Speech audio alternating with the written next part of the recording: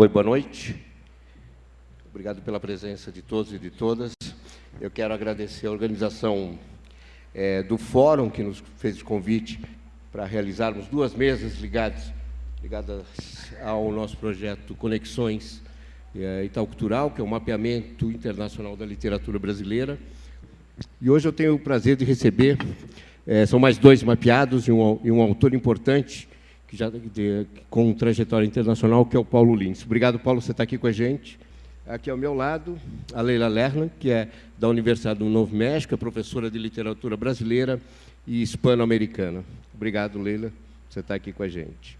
Paulo, me diga uma coisa, dá o seu relato sobre a trajetória de Cidade de Deus, né, fora do Brasil.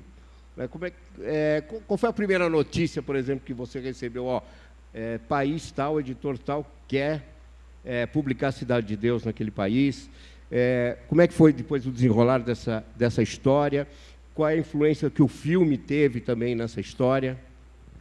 Bom, o Cidade de Deus ele foi me surpreendendo a cada passo. No Brasil, eu fiquei um pouco... Eu queria só lançar um livro, né, de 3.000 exemplares. Sim. E antes do lançamento do livro, ele foi crescendo dentro da editora. Aí foi pulando, foi uma coisa assim que a gente não esperava. E no exterior, na verdade, quando ele foi lançado, aí foi muito bafafá aqui, né, logo no lançamento dele. Mas no exterior apareceram várias editoras, né, querendo comprar os direitos. E o Luiz Schwartz, né, que era o meu editor, e a Raigud Mertin, né, que era a minha editora, minha agente na Europa. E aí foi bom que apareceram várias editoras, mas depois que saiu o artigo do Roberto Schwartz, o Luiz esperou muito isso, que o Roberto iria escrever. E quando o Roberto publicou, né, aí que as editoras no exterior começaram a se interessar, né? Então, assim, teve o segundo momento do filme, né, que foi para a Estônia, por exemplo, né, um país que, se não tivesse o filme, não seria lançado o livro, com certeza. Ou na Polônia. Quer dizer, o filme que veio depois começou a alavancar o livro mundo afora. Mas assim, nessas línguas que todo mundo quer, inglês e espanhol, né, por causa da abrangência que tem. E também a editora que vai publicar. Então, por exemplo, na França, era a Gallimard que o pessoal queria. Então, tem que ser a Gallimard, porque se você for publicado na Gallimard, outros... Isso eu ouvia lá, eu não sabia de nada, estava só ouvindo lá. As editoras, outras editoras vão querer publicar também. Então, tem uma relação de editoras que eu não sei muito bem como funciona, mas existe isso. Isso acabou mudando sua vida, você acabou praticamente conhecendo boa parte do mundo em função disso. Viajando bastante, né, em função do... Se não fosse, você não viajaria. Me diga uma coisa, que tipo de leitor, o que as pessoas leem que te surpreende, né? O leitor estrangeiro lendo Cidade de Deus, o que surpreende na leitura deles, o Paulo Lins? Depende do leitor, né? Porque tem um leitor especialista, né, aquele que vai ler para trabalhar, o professor e tal, e tem um leitor que eu não tenho acesso, né, porque não dá para você... conversar. Então, quando eu vou para o exterior, eu falo com o público que vai falar comigo, geralmente são estudantes que têm já conhecem o Brasil, né, já tem já conhece a literatura brasileira, né? Então, é praticamente como se fosse aqui no Brasil, né? E depende também da tradução, né? Depende? Da tradução também. Por quê? Porque tem tradução tem coisas que você acha que não foi você que escreveu, né? Que te perguntam, que você não sabe. Não, mas eu escrevi isso. Você chegou depois a fazer alguma alteração no livro em função da trajetória internacional? Fiz, né, na época do filme. Em função da trajetória internacional? Sim. O que, por exemplo? Eu estava... Porque ele foi publicado, o livro, sem nenhuma revisão. Assim, teve preparação, teve tal. E eu não fiquei relendo como o pessoal. Não peguei, acabou, eu eu entreguei o livro e não... Eu não queria que... Deu tanto trabalho para escrever, aquela coisa, né? 600 e poucas páginas. Teve uma hora que eu falei assim, não chega, não dá, tinha que entregar, né? Porque cinema, eu trabalho com cinema você só termina de fazer o roteiro quando acaba de filmar. Enquanto você não está filmando, você está... Às vezes o diretor está no set, te liga para escrever uma passagem, coisa parecida. Mas livro não. Aí quando veio a ideia, passou um tempo e eu tive problema sério com traduções, né? Para o italiano, para o francês. Teve alguns idiomas que eu nem conheci, nem sei quem é o tradutor. Mas para o inglês, por exemplo, foram 2 traduções.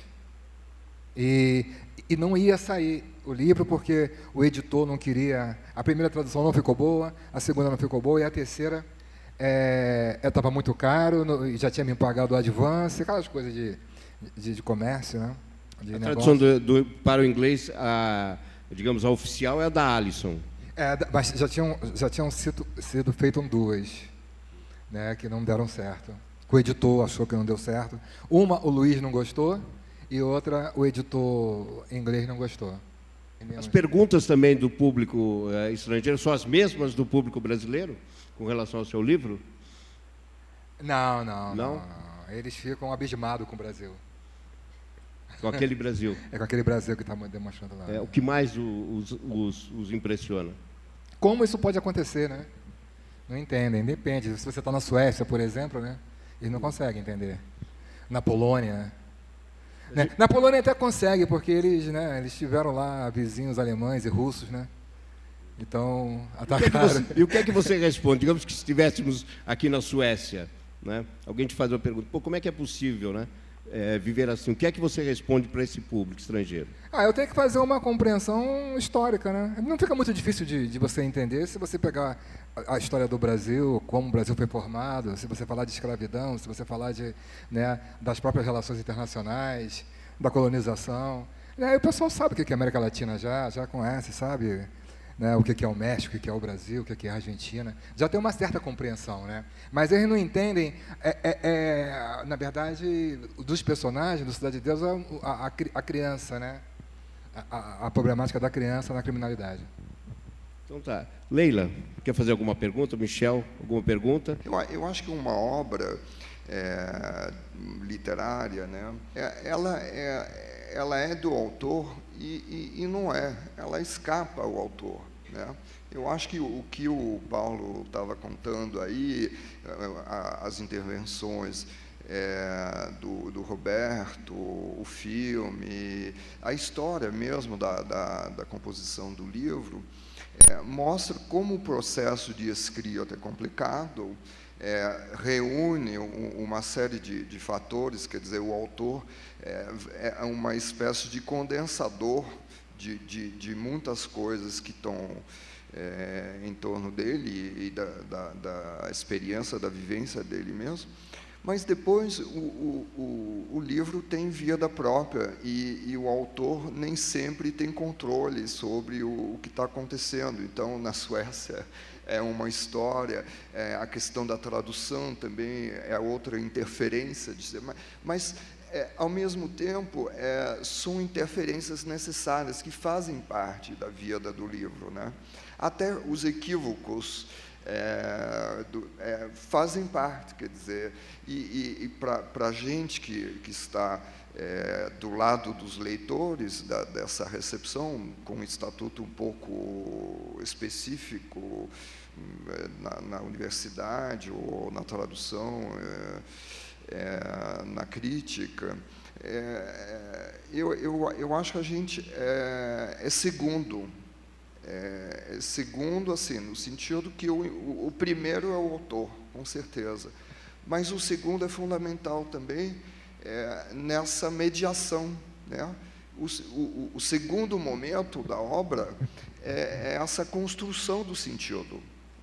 O sentido da obra ele continua se construindo a partir das leituras, bem ou mal. Na verdade, quando eu vou escrever, Eu não tenho nenhuma preocupação além com os autores que eu gosto. Eu não escrevo assim pensando Assim, no digníssimo público, por exemplo, sabe? E sendo real ou não sendo, ou baseado numa obra de uma outra pessoa, ou fazendo um filme novo, ou fazendo um conto, ou uma peça, eu sempre vou dialogar ali, eu sempre vou escrever pensando nos meus amigos. Quem são os seus amigos? Não, tem um monte de amigo meu aqui, vou ler o Marçal, vou ler o Hamilton Atum, né, vou ler os poetas, estou sempre lendo os poetas, então, nos livros que eu gosto. Então, o assunto, a temática é a criminalidade, mas a minha preocupação é ali com, por exemplo, isso é minha pretensão minha, mas, por exemplo, se o Marçal, por exemplo, né, para não falar, Dostoiévski vai gostar, mas se o Marçal gostar, para mim já está de bom tamanho, entendeu? Assim, e aí eu mando, e quando, por exemplo, quando eu vou escrever, eu vou pensar somente nisso.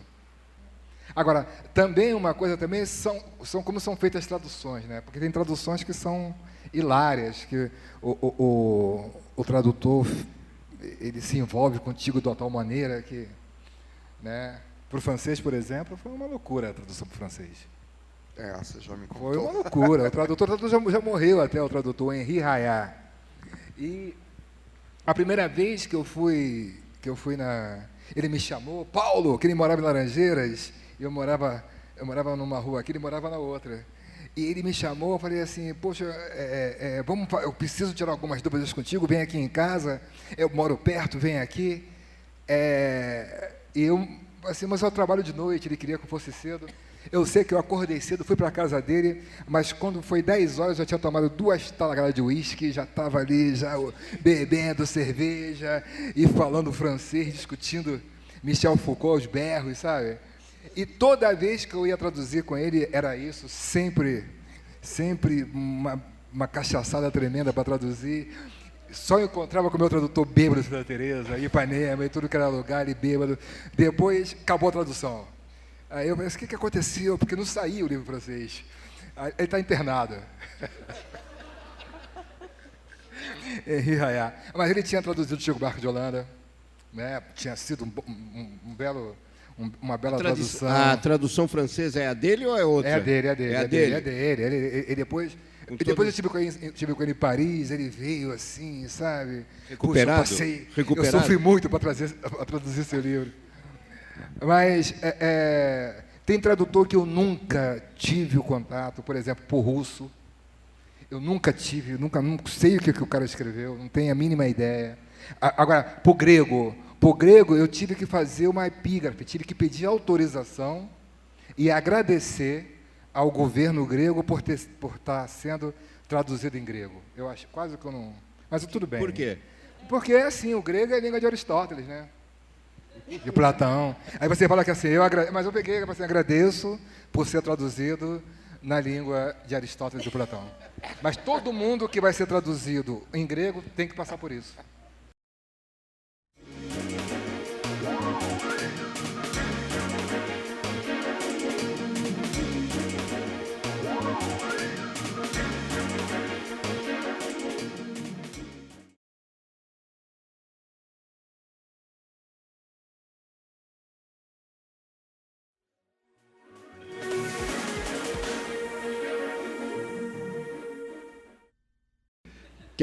Quer fazer alguma pergunta? Na verdade, tem 2 perguntas, né? Uma é, voltando um pouco ao comentário do Michel, a questão da realidade da recepção, né? E do leitor. Então, tu mencionou aqui o Marçal, o Milton Atum, etc. E a minha pergunta primeira era, o teu livro, como é que foi recebido na comunidade de Cidade de Deus? Não, essa coisa também de tentar escrever, porque na Cidade de Deus eu tinha uma relação muito forte com o pessoal que eu dava aula lá e fazia samba enredo, samba de quadra, e tinha essa relação de esquina, né? Essas coisas que os poetas fazem uso, de a gente se encontrar, às vezes a gente fica junto e fica lendo às vezes por telefone, porque eu acho que o grande lance da poesia é esse, né? São os seus amigos que gostam daquilo que você gosta e tal. Então, eu tinha uma vontade muito grande de fazer um livro com uma linguagem que o pessoal entendesse, como se fosse um samba, sabe? Fizesse um samba que o pessoal... Mas não adiantou nada, ninguém leu o livro, só viram o filme. Alguns leram, os mais chegados e tal, os amigos e tal. E amigo mesmo, amigo assim, colado mesmo, Aloysio. Pô, não vou ler teu livro, mas o filme ficou legal. Então o filme eles viram. Ninguém cantou esse samba, então? Passaram o filme na quadra de samba, todo mundo assistiu, assim. E qual é que foi a reação ao filme? Porque, na verdade, o que acontece? Com o livro, quando o livro saiu, não teve nenhuma reação. Mas quando o filme saiu, aí ficou, o filme está orçado em 10 milhões, dinheiro, e fulano vai fazer Estados Unidos, Oscar. Quando veio o Oscar, então, foi muita gente falando, uma bagunça. Eu não sabia, ficou muita coisa no meu ouvido, muito tititi, eu fui ficando chateado com aquilo. Quando veio o Oscar, ao mesmo tempo que eu gostava, hoje eu gosto. Mas na hora, foi muita pressão, político, Lula, Fernando Henrique Cardoso, todo mundo ficou em cima. Né? Então, você fica um pouco... Né? Mas depois passou. Hoje eu gosto disso, porque... Né? Teve uma boa repercussão, interessante. Mas o filme também criou polêmica dentro da Cidade de Deus, né? Criou, porque eu comecei a falar mal da Cidade de Deus. Teve essa confusão e tal, mas o MV Bill, por exemplo, ele tinha que falar alguma coisa, ele é o artista de lá, tinha que se posicionar, sabe? Hoje eu entendo isso, mas na época você fica um pouco... Né? Porque no meio literário, eu já conhecia todo mundo, né? E quando a gente lança um livro, a gente lança o livro ali para o teu amigo, para o teu professor e tal. Então, o meio literário ele é muito pequenininho. E eu já dava aula, sou professor, os poetas, livro de poesia. Eu já conhecia todo mundo. Né? Mas quando abre para o filme, aí a dimensão do cinema é muito maior. Aí vai para o mundo e tal. Essa é bem... Né? Porque a questão principal, a pessoa para se discutir, né, a Cidade de Deus fala do Brasil. A questão principal é a literatura brasileira fora do Brasil. Né? E qual o interesse, né, que o pessoal tem na gente, como se vê. Né? Por exemplo, eu lancei um Brasil exótico. Né? Um Brasil... Você lançou? Um Brasil exótico. Você acha isso? É exótico, pô, mais do que exótico do que isso não existe. Né? Um Brasil violento, um Brasil de guerra, de traficante e tal, assustador. Agora,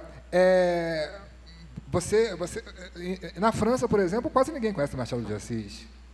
Você vai, e deveria, né? A gente acha que você vai... Eu dei aula nos Estados Unidos, né? E os meus alunos não tinham noção de quem é Guimarães Rosa. Você deu aula do quê? Literatura brasileira. Como professor convidado, mas isso foi um mês e meio, quase 3 meses. E na Alemanha também tem muitas palestras, estava falando de literatura.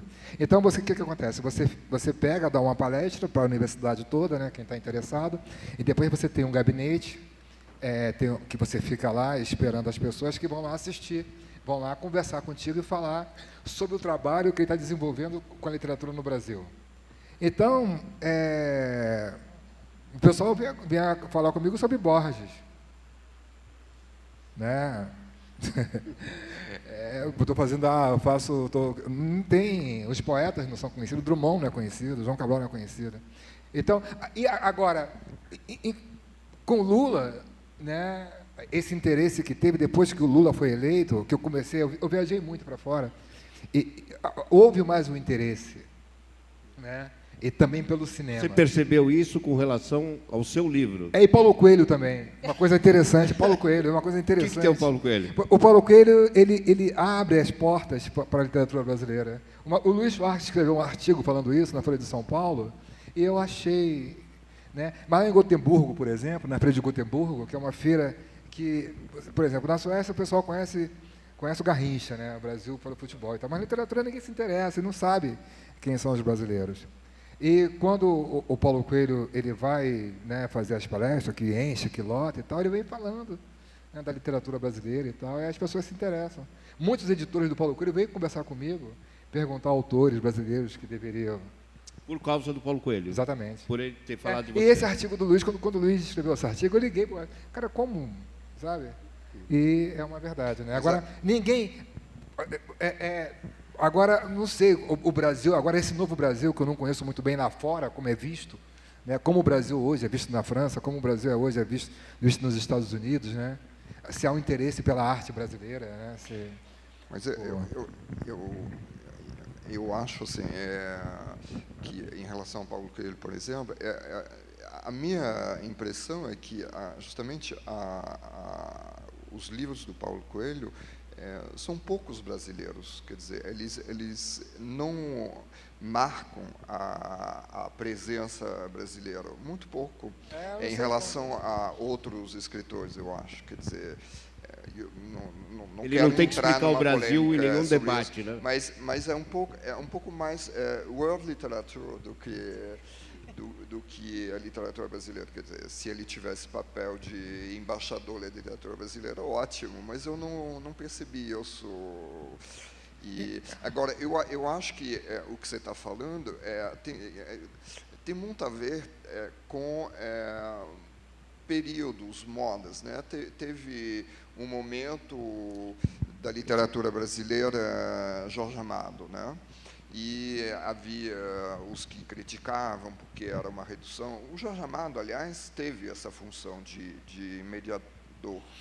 Ele ajudou muitos autores a ser publicados e traduzidos, e isso tem que ser lembrado. Depois teve assim... Quer dizer, o Brasil, Jorge Amado, da literatura, para resumir de forma muito esquemática, era um certo exotismo,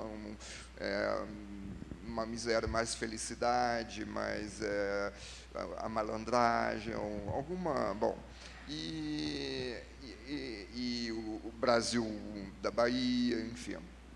Aí depois, a partir dos anos 80, há uma recepção muito mais crítica, e ao mesmo tempo havia o Brasil ditadura, né? Quer dizer, a recepção, ela geralmente se resume a alguns clichês, assim, que não são...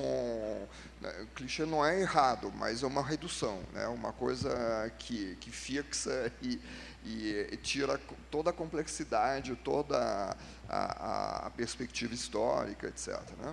E entramos numa percepção, assim... o Brasil violento, meninos de rua e tal, né? Então, não é uma imagem criada pelo livro do Paulo, Cidade de Deus, mas que vem um pouco, o livro vem se encaixar um pouco nessa recepção. E eu acho que, justamente, de novo, a literatura... quando ela é da qualidade do livro do Paulo e de outros autores, ela complexifica, por exemplo, essa questão da violência, né? Tem no livro que arria-os com a prosa mesmo, com balas atravessando os fonemas. Quer dizer, a violência não é só de bichos soltos, do livro, os meninos e tal. É também uma forma de escrita e tal.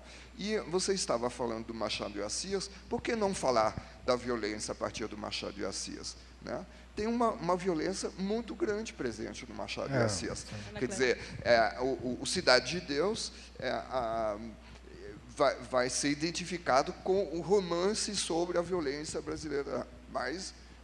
se você pegar o último livro do Milton Atum, Órfãos do Eldorado, há uma violência muito forte, só que ela não é expressa da mesma forma, né? Então, eu gosto da literatura quando ela me provoca, assim, me abre perspectiva, me faz pensar, me faz... Esse título, por exemplo, Cidade de Deus, ele tem vários sentidos no livro, né? Até o Santo Agostinho e tal, enfim, o jogo de pipa, que é justamente a relação com o céu, enfim.